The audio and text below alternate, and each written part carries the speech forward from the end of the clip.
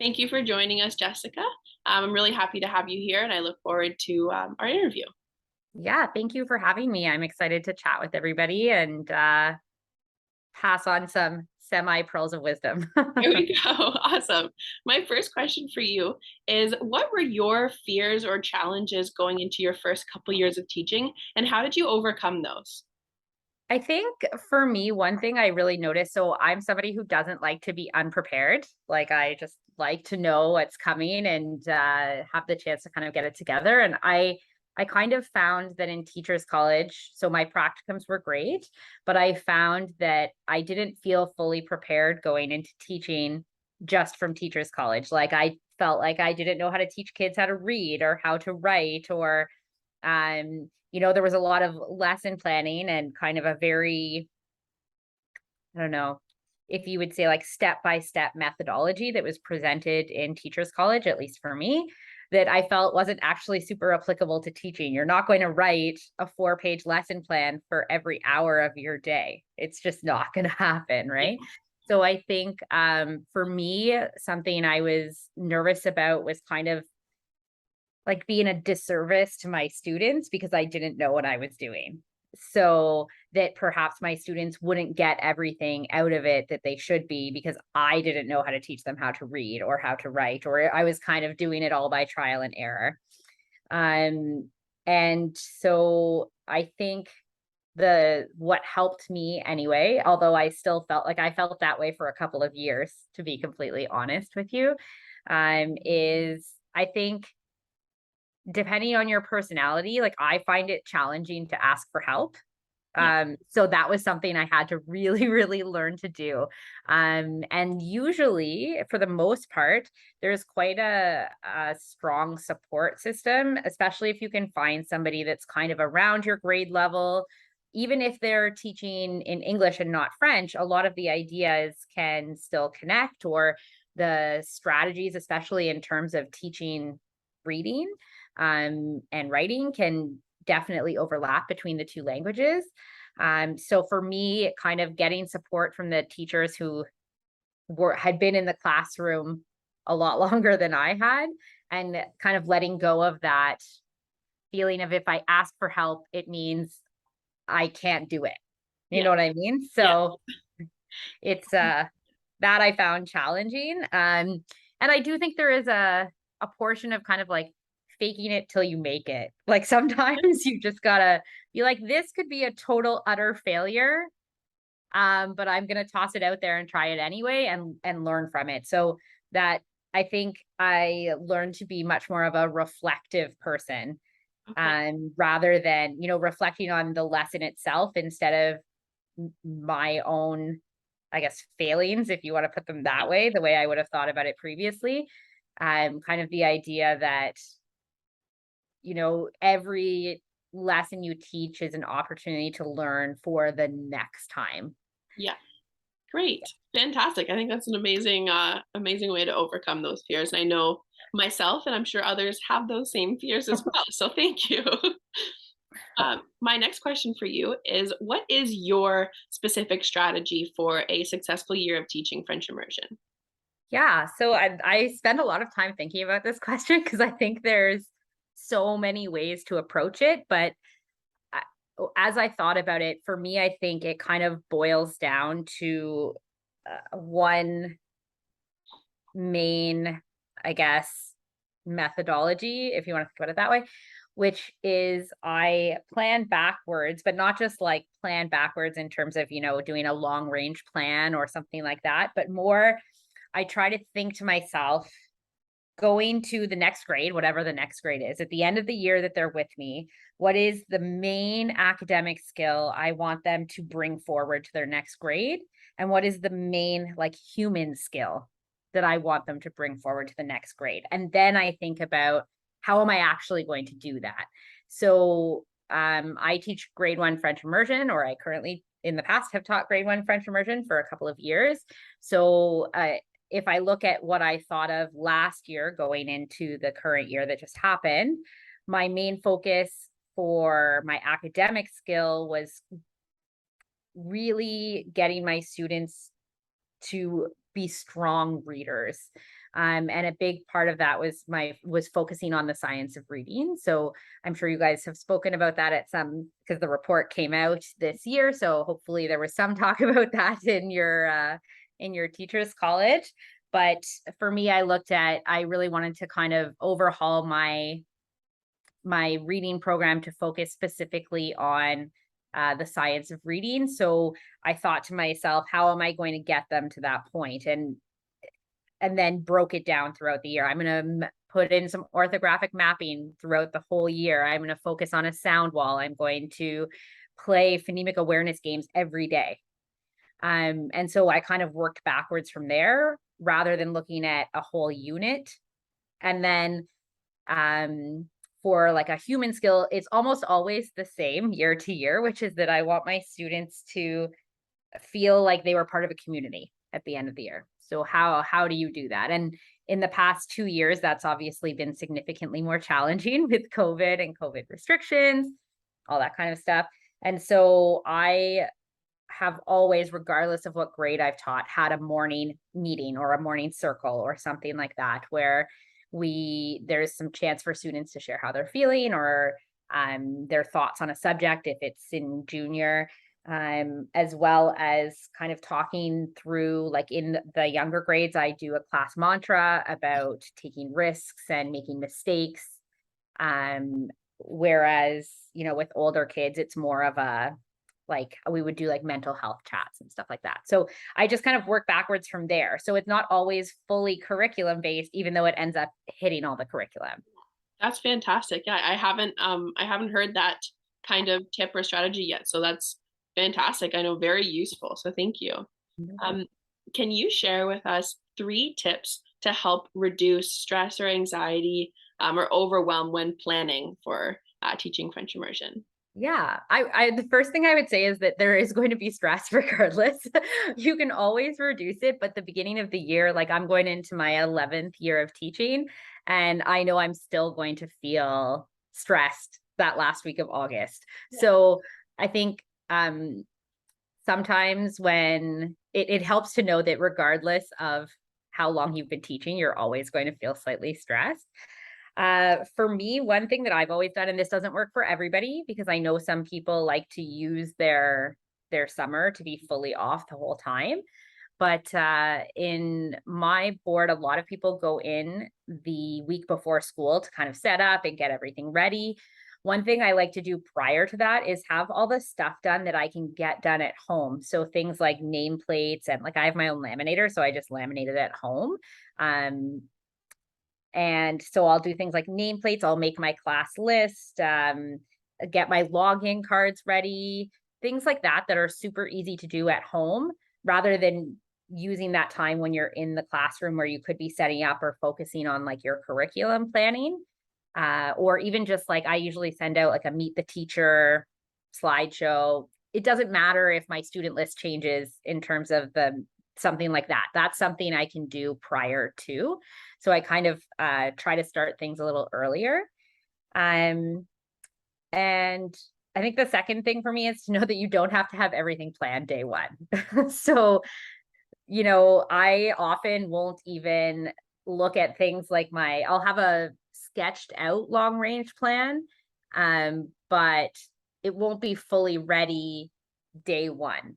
And some people are the opposite of that. That's just how I work. Because for me, I like to kind of see where my students are and where the gaps are, and that gives me kind of a better handle of how long I'm going to need on certain areas, especially for literacy. Like maybe I'm going to actually spend the whole month of September on this main skill, probably oral communication. Most students come back having not spoken French all summer long. And so I kind of play it by ear there for the first couple weeks and then develop a more fleshed out long range plan. And then I think the last thing is and this is really hard for me. I am very much a bit of a recovering perfectionist. I don't even know if I'm recovering, but that's really challenging for me. This is some of you may have already, as a French immersion teacher, follow Madame Andrea. She does a lot of French content on Instagram. And her main philosophy that she uses all the time is done is better than perfect. And so I'm really working hard to remember that. Sometimes you just need to get it done. It might not be perfect. It might not be exactly how you wanted it to be, but it just has to get done and then move on. Because sometimes spending 5 hours doing the most beautiful birthday board is maybe not your best use of time. Right. Yeah. Thank you. Yes, I know myself, I struggle with that as well. So I Yeah. related to that aspect for sure. So fantastic tip. On the flip side of that, could you share 3 tips or 3 things that new teachers should stop doing right now in order to be successful in the year ahead? Sure. I think something I still struggle with, and I think most people always will, is that you really have to try both in dealing with students and parents, and sometimes even other colleagues, is to not take things personally. So if a student is exhibiting pretty extreme behavior or is, we'll call it acting out for a better, a not a better use of the term. Uh, and I just try to step back and remember that behavior is communication. That's how they're communicating because they can't communicate it any other way. And the same with parents, right? So there are parents that, as much as we talk about how our students are learning to self-regulate and, taking a breath before reacting, there are many parents that often struggle with that as well.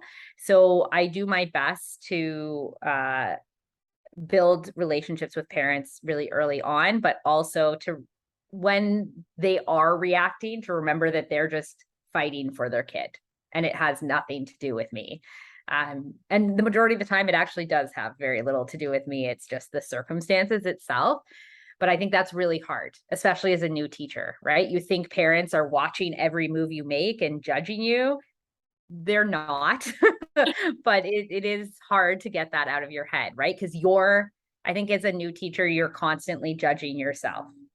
And so you assume everybody else around you is doing the same thing and seeing all the small things that are going wrong, whereas that's Not highly unlikely because they're not in the classroom.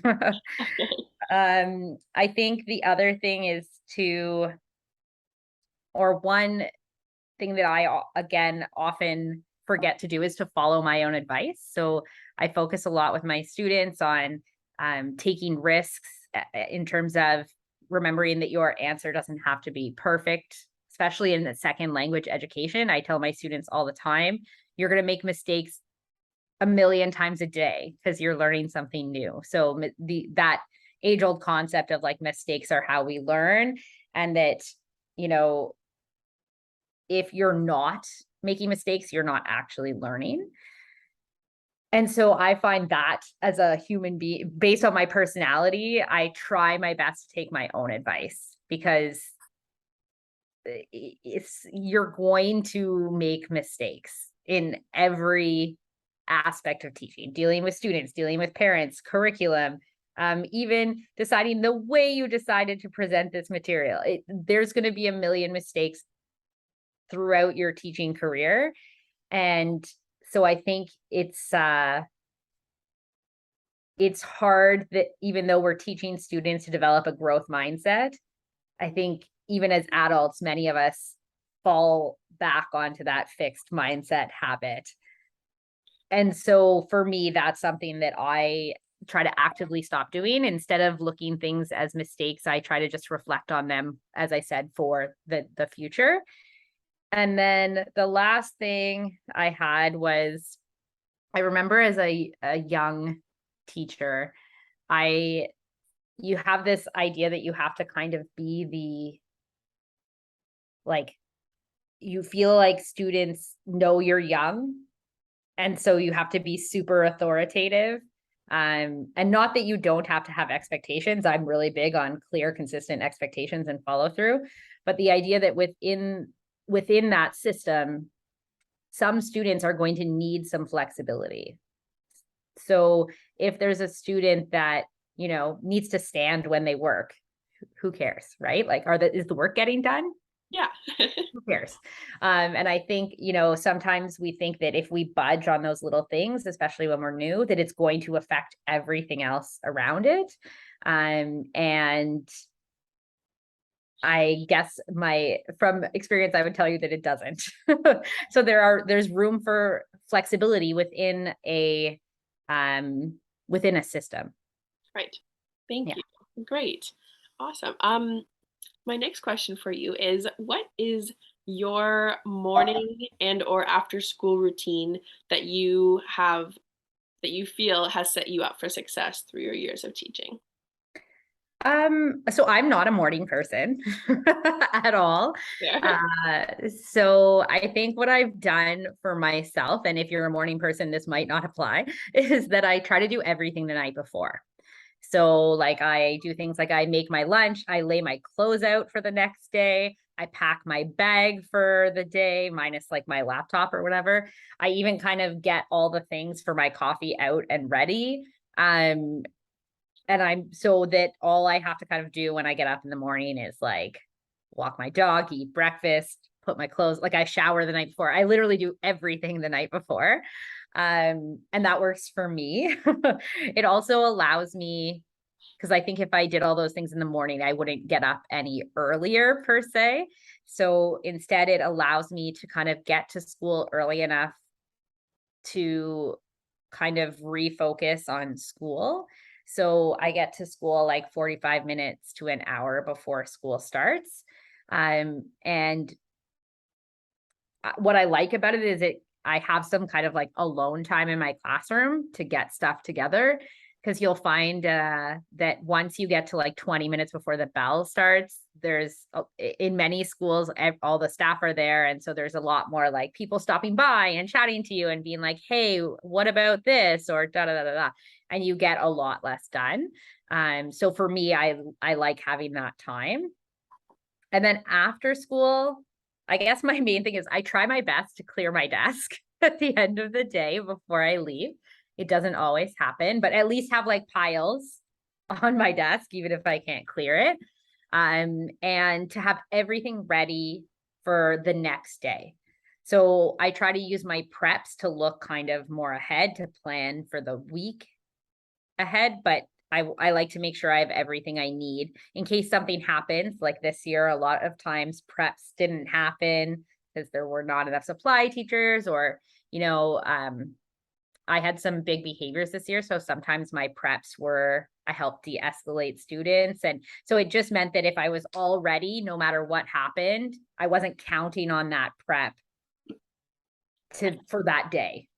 Yeah. So that's kind of, and then my goal is that when I leave school at the end of the day, so I usually get there an hour before and leave about an hour after. But when I leave, I try my best to not do any schoolwork at home. Okay. Fantastic. Yeah. And that works for you, which is Works great. for me, exactly. I'm sure many people will relate to that and take that advice. So thank you. Can you share with me and the rest of us one thing that you know now, where you are in your career, that you wish you knew as a newer French immersion teacher? I think I mentioned it earlier, but for me, it was really teaching literacy skills. I just felt like I had no idea what I was doing. And so I think I would have potentially been a much better teacher starting out if I had those skills. And I know now that even some of the skills that we were teaching 10 years ago were perhaps not what is supported by science. Like the benefit we have in French immersion is that the students are second or third or multilingual language learners, sorry. So the benefit we have there is that we have to, in earlier grades, spend a lot of time teaching explicit phonics because they have no idea. So a lot of the kind of science of reading stuff, the benefit we had is that we were sort of doing them anyway because we had to. The students didn't have those sounds or those skills. And so I think just kind of learning how to do that, and being willing to take chances on something completely new that's outside of your teaching practice and putting the time into doing professional development that sometimes is on your own dime and on your own time, which I know a lot of people are opposed to, but I will say it made my teaching, like I found implementing a lot of the science of reading techniques this past year was a complete game changer. And I'd been teaching grade 1 for like 5 years. And so many of my students, especially lower students, were able to decode by the end of the year. So I wish I had learned those skills in Teachers College for Right. sure. 100%. Fantastic. Yeah, I know a lot of new teachers will, at least this past year, next year, and moving forward, probably come out with a little bit of knowledge of the science of reading. Yeah. Hopefully that's right. Yes. Fantastic. Fingers crossed. Exactly. Yeah. But if not, they have you, and I'm sure other And many others. exactly, Yeah. many other teachers to help them along the way. My next question for you is, what is one thing that new teachers can do today, meaning at whatever day they are in the summer or before teaching or after teaching, just one thing they can do today to help prepare them for teaching French immersion? I think in terms of just like building confidence, especially if you're not a francophone speaker, or even like for me, one of my parents is francophone, but we don't speak French at home that often because my other parent doesn't speak French.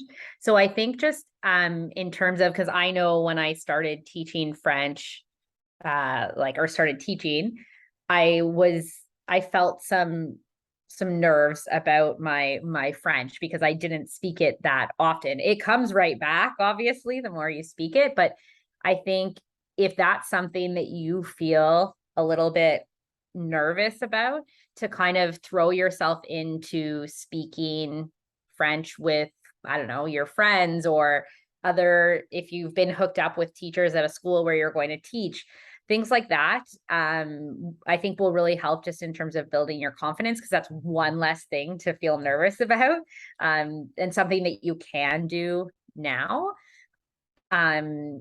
Because I think we, as second language teachers, are often judging ourselves on our language skills. Yeah.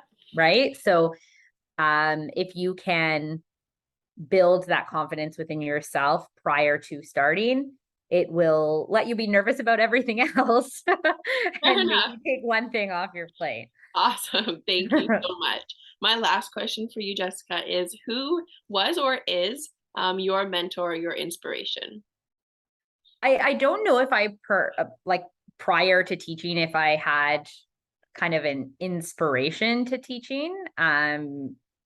But I will say that in having taught for a while now, that usually the best inspiration I find comes from my colleagues and also other French teachers that I'm now friends with online through Instagram and like Teachers Pay Teachers and all kinds of stuff like that.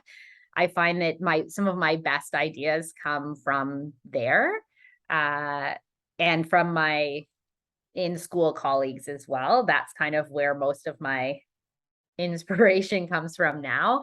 I had great teachers growing up, just not one particular one that made me be like, I want to be a teacher. Fair enough.